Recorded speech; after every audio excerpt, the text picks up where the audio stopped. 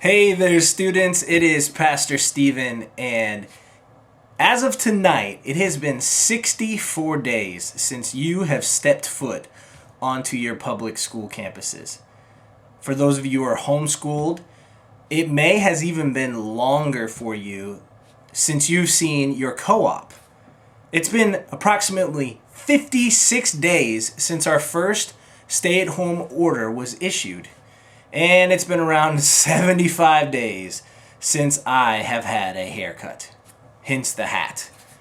Anyhow, I don't know about you, but it feels in some ways like we have been stuck at home for like a billion years for the most part. Yeah, we've been able to get out a little bit here and there, but for the most part, we have been shut down and stuck. Now, you do have to look on the bright side. Exactly a week from today, gyms are reopening.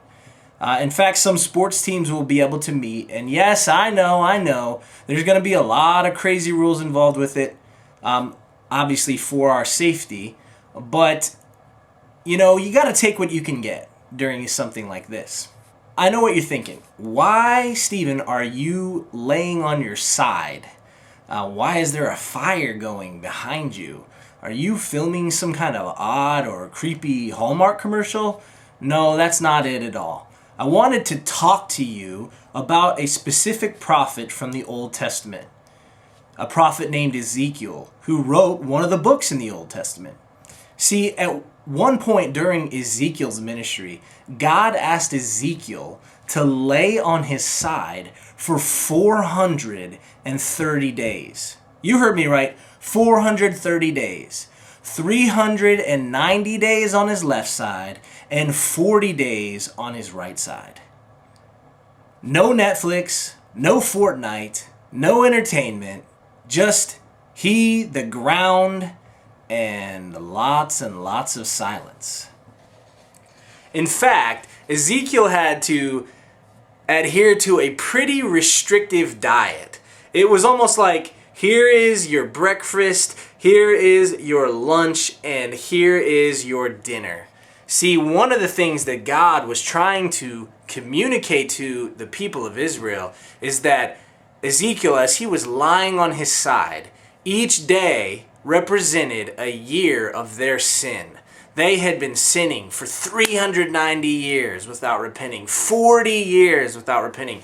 They sinned a ton, and God was saying, as a result, you are in this exile, right? God had the foreign nations go into Israel, capture them, and drag them into exile. And during their exile, it was not going to be a time of comfort and ease. In fact, it was going to be a time of shortage and famine. And Ezekiel, lying on his side, was communicating, return to the Lord, repent of your sin, turn over your life to Christ. Stop worshiping all these idols that are consuming your heart and consuming your mind. And so Ezekiel stuck to this really restrictive diet, and he again was on his side for 430 days, and the people of Israel would have witnessed that.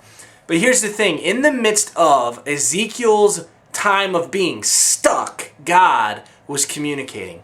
And I think currently, during this COVID pandemic, God has been communicating to you. He has been trying to teach you things that you were missing during the time before our pandemic. Perhaps life was moving at such a rapid pace that you really didn't have a lot of time to reflect on God, and you didn't really even give Him all that much attention. Things in your life, because all of us get really busy, they consumed you, and you were not spending a lot of time talking to God, hearing from God. And so I want you to think about, just for a minute, that thing that God has taught you during this pandemic. I want you to remember that thing. Hold on to that, because here's the thing.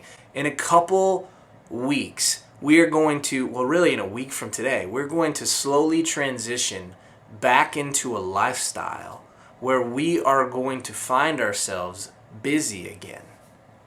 Softball's kicking back up, soccer might be picking back up, gyms are reopening so you can, resume your getting swollenness, if you're into that sort of thing. But the truth is that we can so easily forget what God has communicated to us.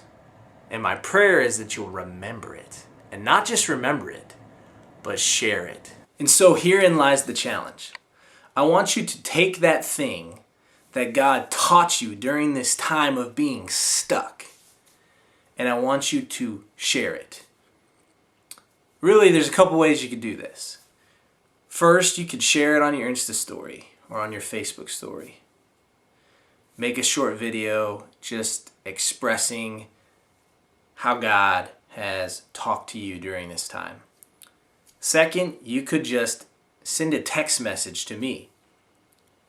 In a few sentences, share exactly what God has taught you during this time, so that in the coming weeks, months, year, you'll have a memory of exactly how God spoke to you during this time so that you don't forget.